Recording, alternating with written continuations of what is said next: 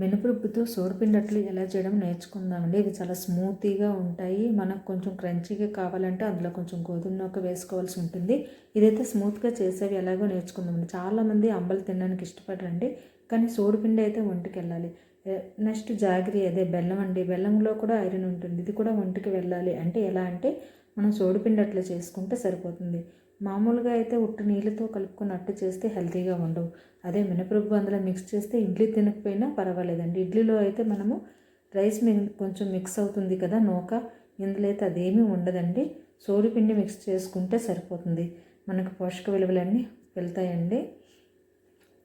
ముందుగా మనం ఏం చేయాలంటే మినపరుబ్బును రుబ్బేసి మినపగుడ్లను నానబెట్టి రుబ్బుని రెడీ చేసుకొని పక్కన పెట్టుకుంటామండి. తర్వాత మనము అందులో కొంచెం బెల్లం కలుపుకుంటాము. బెల్లం తర్వాత సోడిపిండిని కూడా వేస్తామండి. ఇందులో వరిపిండి అయితే కొంచెం కూడా వేయమండి.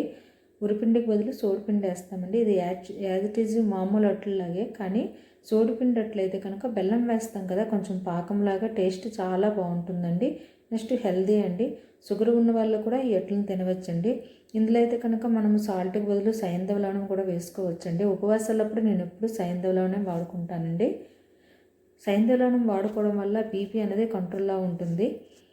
ఈ అట్లను ఎలా చేయడం నేర్చుకుందామండి. ముందుగా మనమైతే కనుక కొంచెం ఒక చెంచాడు, చూడండి నేను రుబ్బుని రెడీ చేసుకొని ఒక చెంచాడు మాత్రమే తీసి దాంట్లో కొంచెం వాటరు, సాల్ట్, నెక్స్ట్ సోడిపిండి కలిపి మిక్స్ చేశానండి. జాగరి, బెల్లం కూడా కలిపి మిక్స్ చేశాను. అంతా నీరంతా కలిసిన తర్వాత సోడిపిండి కూడా బాగా కలిసిపోయిందో చూస్తామండి. ఒక 5 మినిట్స్ బయట పెడితే అది ఊరుతుందండి. తర్వాత అట్లు వేయడమని. అట్లు వేసేటప్పుడు కూడా నేను ముందుగా ఎక్కువ ఆయిల్ వేయనండి. ఫస్ట్ అట్టుకైతే కనుక నేను అసలు ఆయిల్ వేయను, చుట్టుపక్కల వేస్తాను. తర్వాత రెండో అట్టు తీసేటప్పటికి మిడిల్లో వేస్తానండి. ఎందుకంటే మిడిల్లోన అట్టు గట్టిగా అయ్యి అట్టు ఎక్కడం సమంగా రాదు. అందువల్ల రెండో అట్టు వేసేటప్పటికి మిడిల్లో, అంటే అట్టు తిరగవేసే ముందు వేయకుండా తర్వాత మధ్యలో వేస్తానండి. అది తిరగవేసేటప్పుడు ఆ అడుగుకి అది అంటుతుంది. తర్వాత అట్లు వేసేటప్పుడు ఇంకా నేను తినాల్సినట్టుగా అయితే అసలు ఆయిల్ ఒక్క చుక్క కూడా మీద కాదు, చుట్టుపక్కల కాదు, ఎక్కడ వేయనండి. వేయకుండా అట్టు తిరగవేసేసి తర్వాత స్టవ్ కూడా ఆఫ్ చేసేస్తానండి. ఈ విధంగా అయితే నేను తయారు చేస్తానండి. వేసుకునేటప్పుడు మనం ప్లేట్లో వేసుకునేటప్పుడు అట్లను వేరొక ప్లేట్లో వేయాలి. డైరెక్ట్గా హాట్ ప్యాక్లో వేయనండి, వాటర్ లాగా వచ్చేస్తుంది. చూడండి, దీనికైతే కనుక కొంచెం కూడా నేను వేయలేదండి ఆయిల్. ఎందుకంటే ఇది లాస్ట్ అట్టు, ఇది నా కోసమే.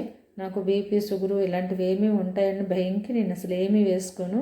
ఇందులో సాల్ట్ కూడా కొంచెం లాస్ట్కి నీళ్ళు మిగిలితే కనుక అందులో కొంచెం పిండే వేసి అలా చేస్తుంటానండి. చూడండి, ఈ అట్టుకి తర్వాత నేను 5 నిమిషాలు స్టవ్ కూడా ఆపిస్తాను. ఈ అట్లన్నీ అయిపోయిన తర్వాత ఒక ప్లేట్లో తీసుకొని ఆ ప్లేట్లో ఉంది హాట్ ప్యాక్లోకి షిఫ్ట్ చేస్తానండి. అప్పుడు మనకు వాటర్ చెమ్మలాగా రాదండి. చూడండి, లాస్ట్ అట్టు నేను స్టవ్ కూడా ఆఫ్ చేసాను. కొంచెం కూడా నేను ఆయిల్ వేయలేదండి. తిరిగేసేటప్పుడు మీరు ఒకసారి ట్రై చేసి చూడండి. ఒకసారి అస్సలు కొంచెం కూడా ఒక్క చుక్క కూడా ఆయిల్ అయితే లేదండి. చూడండి, తిరగలు వేసాను. ఎందుకంటే లాస్ట్ అట్టుకి మనకు పెనంకి కూడా నూనె ఉండవలసిన అవసరం అయితే లేదు. సో దీన్ని తిరగలు వేస్తున్నాను. చూడండి, ఒక్క చుక్క కూడా ఆయిల్ అయితే లేదు.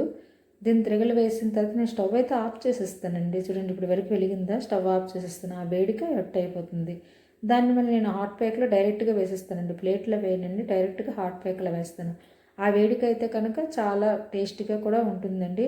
మీరైతే ట్రై చేయండి, చాలా బాగుంటుంది. హెల్దీ, చిన్నపిల్లలకు కూడా పెడితే చాలా మంచిది. పెద్దవాళ్ళు, షుగర్ ఉన్న వాళ్ళు తింటే చాలా